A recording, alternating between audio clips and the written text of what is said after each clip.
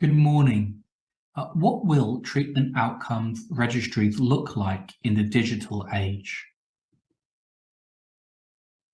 I'd like to acknowledge Professor Mark Gillies and Daniel Barthelmez, the FRB inventors. I'd also like to thank the FRB users, both in Australia and New Zealand, and also internationally. I'd also like to acknowledge Dr. Ashley Crass, who is a Victorian-trained ophthalmologist with a background in bioinformatics, who's been helping with a lot of the work that I'm going to describe here as well. So Australia and New Zealand have a strong history of treatment outcome registries, and these are important to track the outcomes in patients, perform benchmarking, and helping to improve patient outcomes over time.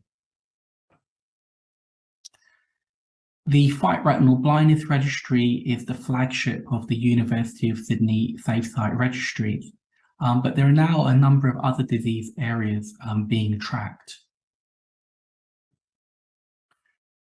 It's becoming increasingly important for members of the college to be involved in tracking these real-world outcomes. It's now a CPD requirement, category 3, to measure outcomes. And therefore, getting involved in these registries is a good way of meeting your annual requirements. Now, what are the current challenges with treatment registries? One of the issues is double data entry. We're all very busy clinicians, and what we don't want to be doing is typing in data once for clinical purposes and then a second time for the benefit of the registry. Another challenge can be linking registry data with other data sources, such as imaging. This is because of the nature of the way data is stored, particularly in the healthcare sector, with information being siloed. When you have registries that cross regions and countries, then you can run into issues of different data privacy rules in different parts of the world, for example, GDPR in Europe. And how do you navigate this? When you do collect these large data sets, the question then arises about how you search through these large data sets and carry out statistical analyses. And then the last point I want to touch on is the lack of diversity in populations on which many AI models are trained. So single point data entry is perhaps the number one thing requested by clinicians when we talk about registries. What they want to be able to do is carry out normal routine clinical practice and have that data automatically input into the registry. In order to achieve that, there has to be a common language to support interoperability. This has been a challenge, particularly in healthcare, and therefore the FIRE initiative was established. Fast Healthcare Interoperability Resources is a common language which programmers can use, and therefore different healthcare technologies over time can more easily be interoperable. It had a really big move forward when in 2020 the CARES Act was passed in the USA, which now mandates that all new healthcare technology be FIRE compliant. And as we see the FIRE compliance increasing in technologies globally, this will support interoperability.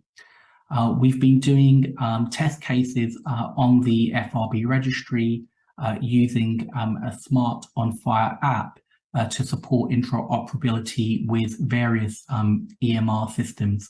And these pilots will hope to then extend into more universal coverage in Australia. Another challenge can be image linkage. So when you have high quality registry data, which the FRB registry, for example, provides, you're then in a position to link this with high quality imaging. Now, It's important to make the distinction between a registry, which has high quality mandated fields within a defined range, and a repository, which is essentially going data mining into an EMR system. Repositories, generally speaking, have lower quality data, although they may be larger in size. And these repositories are very difficult to perform detailed data linkage with, whereas a high quality registry actually lends itself to linkage. So using a FHIR compliant EMR and then a DICOM compliant imaging platform, you can potentially link clinic visits to imaging and over a number of visits there. You can also bring in AI models which can potentially do things like assess the quality of an image and also potentially measure various factors. One of the ways we're looking at potentially introducing image linkage to the Fight Retinal Blindness Registry is by being able to potentially automatically measure the GA area and input this data into your FRB page. And this will hopefully streamline workflow and therefore making life easier for the clinician, but also allow us to have a tool that can essentially accurately make GA measurements, which will be really important as new GA treatments become available. So what is federated learning?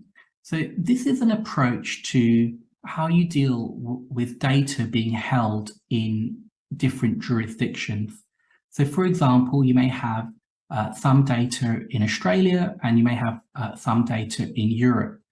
Now, if the data leaves, for example, Europe to enter Australia, then that actually poses a number of challenges from a data privacy standpoint and from GDPR. However, one way of navigating this is to actually look at the algorithms. And often we want to train these algorithms on diverse populations.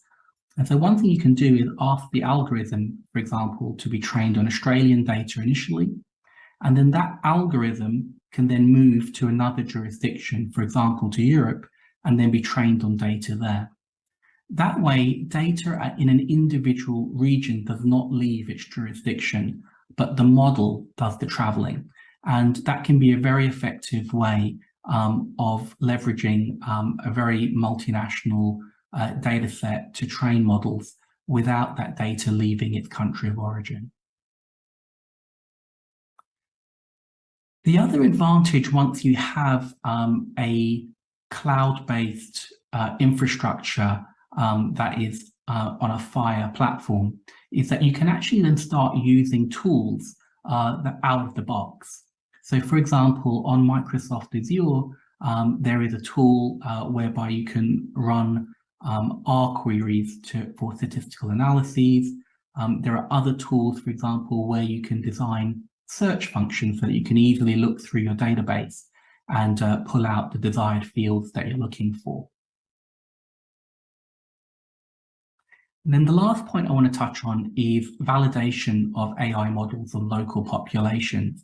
So this study actually looked at real-world validation of AI diabetic retinopathy screening systems.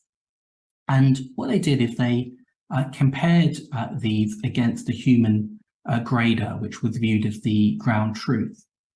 And what they identified is that there were actually quite significant performance differences when these were tested in different populations. And in particular, what they identified was that one of the algorithms actually missed about 25% of proliferative diabetic retinopathy cases. And you can imagine if that was actually implemented in real-world practice, the potential risks of such a measure. And what they also identified is that one of these algorithms is actually already FDA approved. And I think the learning point here is that the data on which some of these algorithms are trained are on patients often from just one background, often only a white background. And then you're then applying these algorithms on multi-ethnic populations, and without validating them, you don't know if they'll actually work. And so what it does mean is that going forward, we need to test these algorithms, even if they have a CE mark or FDA approval, on our populations first, validate them before they're introduced into clinical practice. So the future state of outcome registry, I believe, will involve FHIR-supported single-point data entry, cloud-based linkage of high-quality registry data to other data sources such as imaging or omics, like we heard about earlier this morning. Federated learning approaches will maintain cross-jurisdictional data privacy. We can take advantage of cloud-based tools to support advanced searches of registry data and statistical analyses, and continued validation of measurement and decision support AI algorithms on local populations will be required to ensure they work with diverse patient groups.